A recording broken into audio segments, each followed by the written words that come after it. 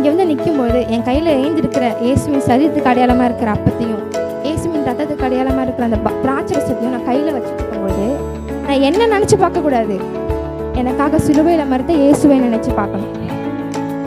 இயேசு எனக்காக என்ன செய்திருக்கிறார்னு நினச்சி பார்க்கணும். எப்படி நாம் திருவிருந்தை எடுப்பது? எபிரேயர் 11:28. பஸ்காவையும் ரத்தம் பூசுதல் ஆகிய நியமத்தையும் ஆசரித்தான்.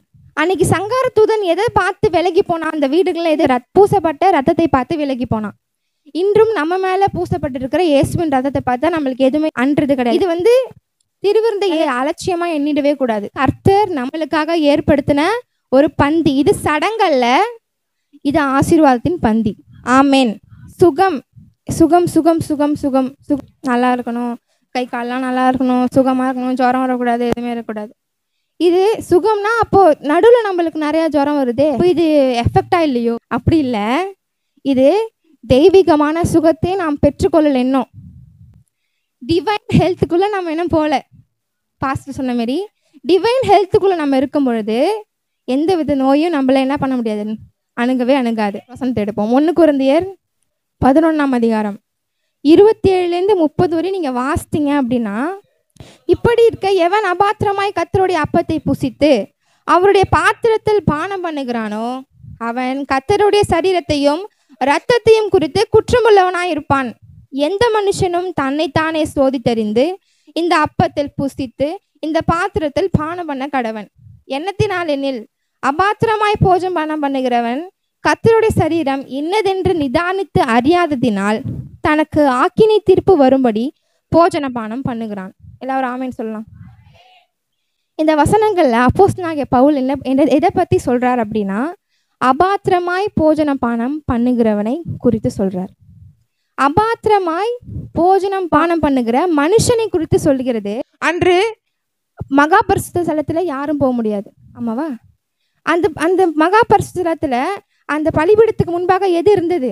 திரைச்சீலை இருந்தது. அன்று என் இயேசு சிலுவையிலே அவர் ரத்தத்தை சிந்தி அவர் சிலுவையில் அடிக்கப்படும் போது திரைச்சீலை எதுக்காக 2ஆ கிழிஞ்சிச்சு? நாம் பாவிகளா இருந்த நாம் அந்த இடத்துக்கு போகும்படியாய், ஆண்டவரை கிட்டி சேரும்படியாய் அன்று அன்னைக்கு திரைச்சீலை கிழிந்தது. ஓ, நம்ம பாவிதான், நம்மளை கழுவி நம்மளை பாவங்களை நீக்கி அந்த நிலைமைக்கு நம்மளை போய் கொண்டு நிறுத்தினது இயேசு கிறிஸ்து. அதுக்கு தான் சொல்றாங்க வசனத்துல, ஒன்றில் குறைவுள்ளவனா இருந்தா எல்லாத்துலேயும் குறைவுள்ளவன் தான். யோசிங்க, ஒன்றில் குறைவுள்ளவனா இருந்தால் யாவருக்கும் சம்பூர்ணமாய் கொடுக்கிறவர். சம்பூர்ணம் என்ற வார்த்தை நம்முடைய குறைவுகள் எல்லாம் நீக்கிடுச்சு. அப்போ அபாத்திரமாய் பானம் பண்ணுகிறவன் அப்படின்ற சொல்றதப்போ, அபாத்திரமாய் இனிமேல் நான் பானம் பண்ண மாட்டேன். நான் இங்கே வந்து நிற்கும்போது என் கையில் ஏந்திருக்கிற இயேசுவின் சரீரத்துக்கு அடையாளமாக இருக்கிற அப்பத்தையும் இயேசுவின் ரத்தத்துக்கு அடையாளமாக இருக்கிற அந்த திராட்சை ரசத்தையும் நான் கையில் வச்சுட்டு இருக்கும்போது நான் என்ன நினச்சி பார்க்கக்கூடாது, எனக்காக சிலுவையில் மறுத்த இயேசுவை நினச்சி பார்க்கணும். இயேசு எனக்காக என்ன செய்திருக்கிறார்னு நினச்சி பார்க்கணும். நான் இங்கே நினச்சிக்கிட்டு, ஐயோ நேற்று வந்து இந்தமாரி அம்மா சொன்னாங்களே செய்யவே இல்லையே, ஐயோ நேற்று இது சொன்னாங்களே அப்போது நான் வந்து என்னோடய பாவத்தை நான் நினச்சி பார்த்துட்டு இருக்கேன். பாவம் பாவம் சொல்கிறேன். அந்த பாவத்தில் 3 வகை இருக்குது.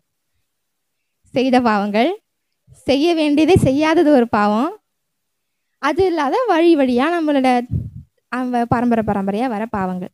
இந்த எல்லா பாவத்தையும் எடுத்து மனுக்களாய் மாற்றி என் ஆண்டவர் என்று சிலுவையிலே மறித்து உயிர் பெக்கும்படியாய் திரும்ப உயிரோடு எழுந்தார். இந்த திருவிருந்தின் மகத்தான காரியத்தை அறிந்து கொள்ளும் பொழுதுதான் அதுலேருந்து வர சுகம், ஆரோக்கியம், பலன் எல்லாம் உங்களுக்குள்ள பரிபூர்ணப்படுது.